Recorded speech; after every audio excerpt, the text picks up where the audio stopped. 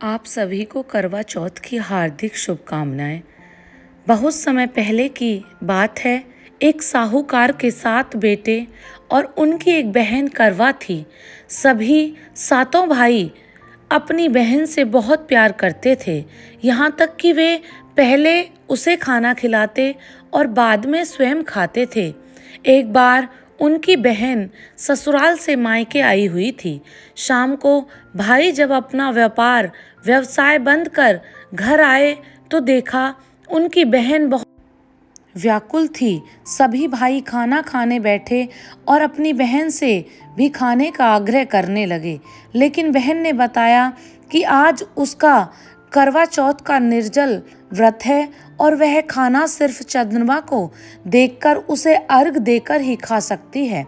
चूंकि चंद्रमा अभी तक नहीं निकला है, इसलिए वह भूख प्यास से व्याकुल हो उठी है। सबसे छोटे भाई को अपनी बहन की हालत देखी नहीं जाती और वह दूर पीपल के पेड़ पर एक दीपक जलाकर छलनी की ओट में रख देता है। दूर से देखने पर वह ऐसा प्रतीत होता है कि जैसे चतुर्थी का चांद उदित हो रहा हो। इसके बाद भाई अपनी बहन को बताता है कि चांद निकल आया है, तुम उसे अर्घ देने के बाद भोजन कर सकती हो। बहन खुशी के मारे सीढ़ियों पर चढ़कर चांद को देखती है, उसे अर्घ देकर खाना खाने बैठ जाती है। वह पहला टुकड़ा मुंह में डालती है तो उसे छींक आ जाती है और दूसरा टुकड़ा डालती है तो उसमें बाल निकल आता है, और जैसे ही तीसरा टुकड़ा मुंह में डालने की कोशिश करती है तो उसके पति की मृत्यु का समाचार उसे मिलता है। वह बौखला जाती है। उसकी भाभी उसे सच्चाई से अवगत कराती है कि उसके साथ ऐसा क्यों हुआ। करवा चौथ का व्रत गलत तरीके से टूटने के कारण देवता उससे नाराज हो गए और उन्होंने ऐसा किया है। सच्चाई जानने के बाद करवा निश्चय करती है कि वह अपने पति का अंतिम संस्कार नहीं होने देगी और अपने सतीत्व से उन्हें पुनः जीवित दिलाकर रहेगी। वह पूरे 1 साल तक अपने पति के शव के पास बैठी रहती है, उसकी देखभाल करती है।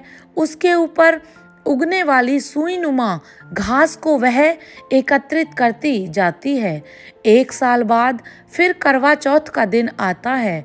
उसकी सभी भाभियां करवा चौथ का व्रत रखती हैं।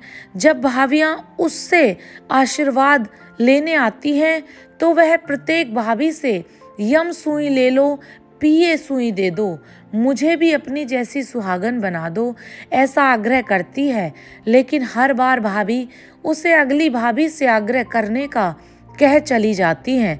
इस प्रकार जब 6ठे नंबर की भाभी आती है तो करवा उससे भी यह बात दोहराती है। यह भाभी उसे बताती है कि चूंकि सबसे छोटे भाई की वजह से उसका व्रत टूटा था, अतः उसकी पत्नी में ही शक्ति है कि वह तुम्हारे पति को दोबारा जीवित कर सकती है। इसलिए जब वह आए तो तुम उसे पकड़ लेना और जब तक वह तुम्हारे पति को जीवित ना कर दे उसे नहीं छोड़ना। ऐसा कहकर वह चली जाती हैं। सबसे अंत में छोटी भाभी आती है। करवा उनसे भी सुहागन बनने का आग्रह करती है, लेकिन वह टाल मटोली करने लगती है। इसे देख करवा उन्हें जोर से पकड़ लेती है और अपने सुहाग को जिंदा करने के लिए कहती है। भाभी उससे छुड़ाने के लिए नोचती है, खसोटती है, लेकिन करवा नहीं छोड़ती है। अंत में उसकी तपस्या को देख भाभी पसीज जाती है और अपनी छोटी उंगली को चीरकर उसमें से अमृत उसके पति के मुंह में डाल देती है। करवा का पति तुरंत श्री गणेश कहता हुआ उठ बैठता है। इस प्रकार प्रभु कृपा से उसकी छोटी भाभी के माध्यम से करवा को अपना सुहाग वापस मिल जाता है। श्री गणेश, माँ गौरी जिस प्रकार करवा को चिर सुहागन का वरदान आपसे मिला है, वैसा ही सब सुहागनों को मिले। आप सभी को मेरी तरफ से करवा चौथ की ढेर सारी शुभकामनाएं, ढेर सारी बधाई। हैप्पी करवा चौथ।